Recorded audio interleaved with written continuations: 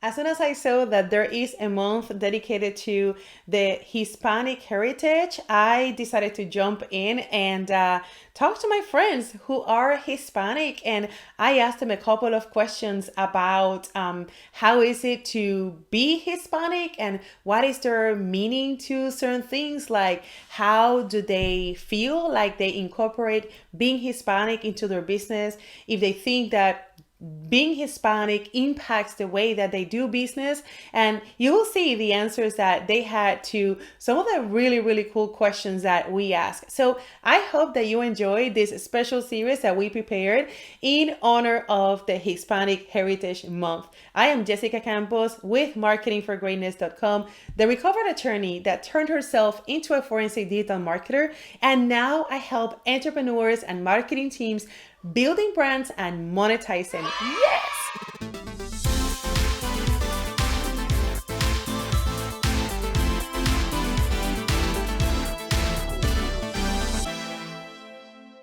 Well, I am from Puerto Rico. Yo soy boricua, para que tú lo sepas. And I want to share with you a couple of the same questions that I asked to my business friends.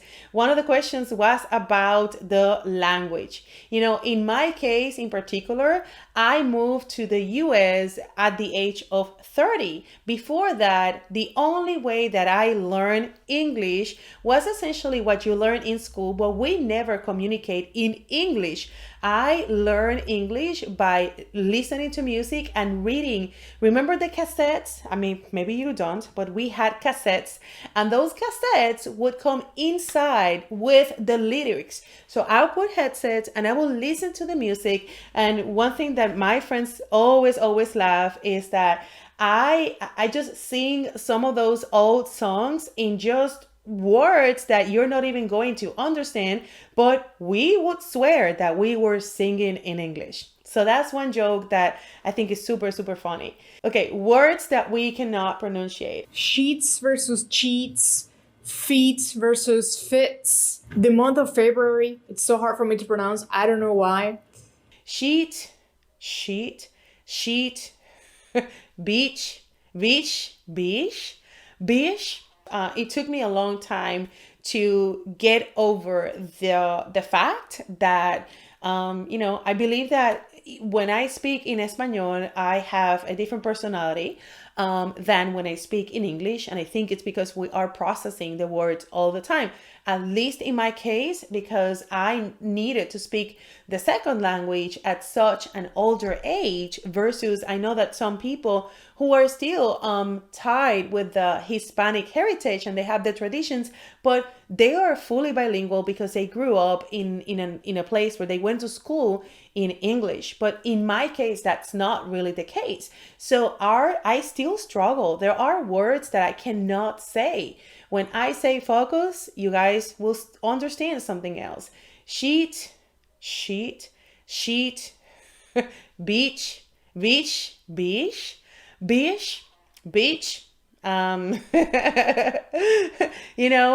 other one is my kids say, Mom, say Chick-fil-A. Chick-fil-A, chicken filete. Yeah, and I have some friends who are going to be sharing some of the cool words too.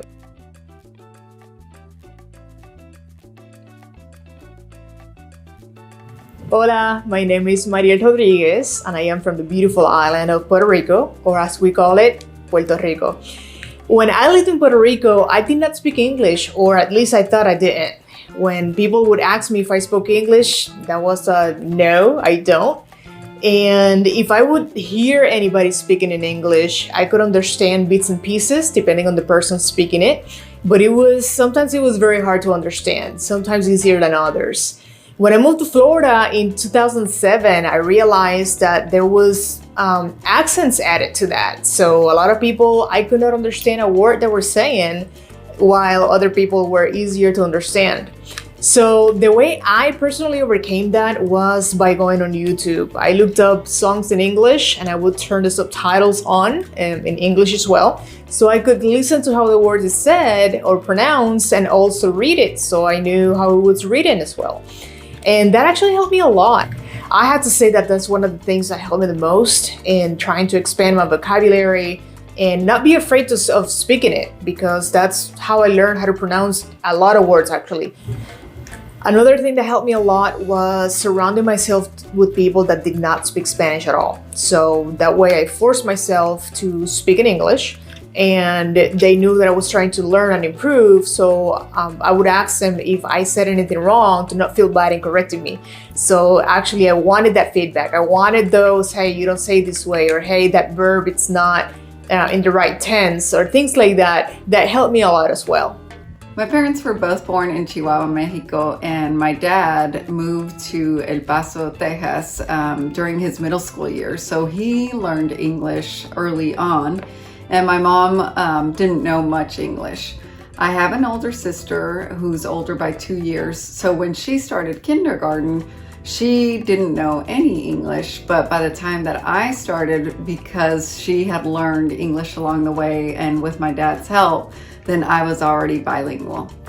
One of the words in English that I struggle with the most being able to pronounce is anti-disestablishmentarianism. I'm kidding. It's always the simple words. We tend to speak very fast, so what happens is that when you're speaking fast, it's always the simple words that get me. Sheets versus cheats, feet versus fits. The month of February, it's so hard for me to pronounce, I don't know why. Beach, sheep versus ship, pool as in you pull a door or pool, place with water, rural, it's hard for me to pronounce, and brewery, brewery. How do you even say it? Brewery. I don't know.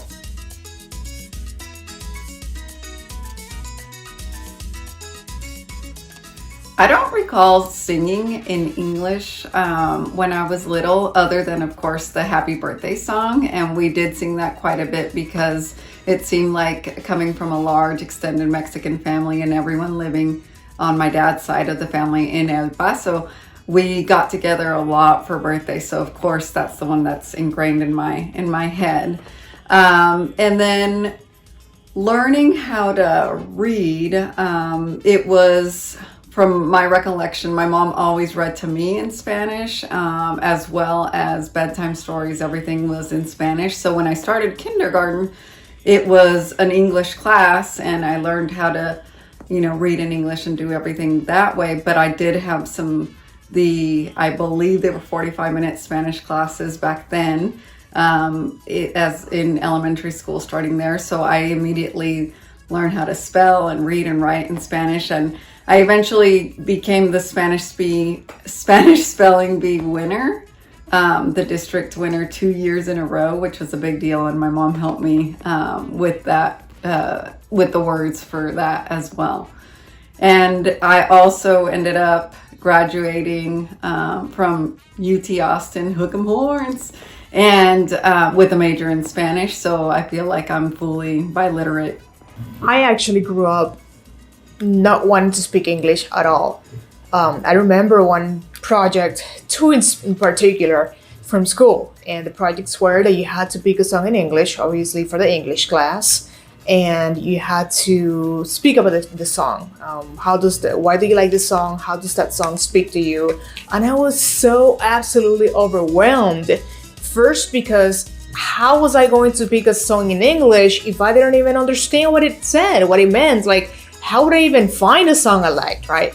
So the first project, a friend of mine did it for me, because there was no way I could find a song in English, know what it meant, and speak in English as to what it means to me or why I like it. I couldn't do it. I was going to fail the class because I could not do that. It is the only project in my whole entire life that a friend did for me. The one in senior year, what I did was I picked a song, I took it to a friend of mine that spoke English and had him translate the song to Spanish for me.